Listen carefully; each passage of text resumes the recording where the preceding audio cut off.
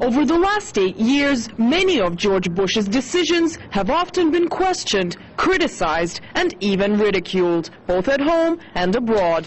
But instead of leaving quietly and letting his successor deal with what his years in power have created, the outgoing American president seems to be reluctant to do so. In a flurry of activity, Bush and his administration are putting in place so-called 11th hour regulations. These regulations allow the outgoing president to sign documents that come into force before he leaves office. In practice, it would take the next American president months, if not years, to overrule these decisions. A range of Bush's 11th hour regulations on domestic policies have already caused an outcry, but this seems to not be enough for George Bush. Sources tell RT that the Bush administration is pushing forward to get Georgia and Ukraine into NATO through the back door. NATO members such as Germany and France say Ukraine and Georgia are not stable enough to be part of the bloc, since Ukraine has been going through a whirlpool of political scandals and Georgia only months ago entered into a catastrophic war.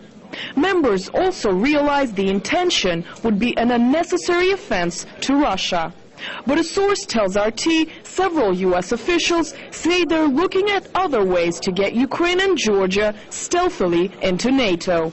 What they want to do is create a fait accompli. And we know that the American administration has pushed very, very hard. It's divided NATO very much over this issue, and it's alienated Russia. So it's been a no-win situation all the way to the very end, and now they're going to do it unilaterally. Unilaterally again. This is Bush's foreign policy to the last second. Russia has been very clear it opposes NATO membership for neighboring countries. Moscow also says a planned increase in military to Georgia will not go unnoticed. We need to prevent any support for attempts to remilitarize Georgia. We can see such attempts taking place now, and this has been mentioned by Saakashvili himself. Unfortunately, we hear of Washington promising to rearm Georgia and restore its military potential.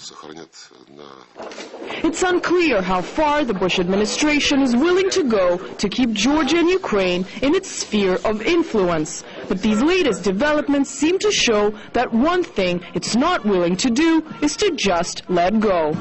This comes as both the Georgian and Ukrainian presidents are facing slumping approval ratings at home. Moreover, the majority of Ukrainians opposes NATO membership for their country. During the Georgian war in South Ossetia, reports flourished that the Bush administration had given a green light to Georgian President Saakashvili. Earlier, the U.S. would tell Russia that a Georgian attack on South Ossetia would shut NATO doors for Georgia. So much for Bush's promises, both to Russia and its allies in NATO. Just a couple of weeks remaining before the door to power is shut for George Bush. His administration is reported to be carrying out attempts to leave behind more than a trace. And while it's unclear exactly what game the outgoing U.S. administration is playing, what's clear is that such action can only lead to more countries turning away from the United States. And few would doubt that America is at a stage right now where it can afford to risk anything. Anastasia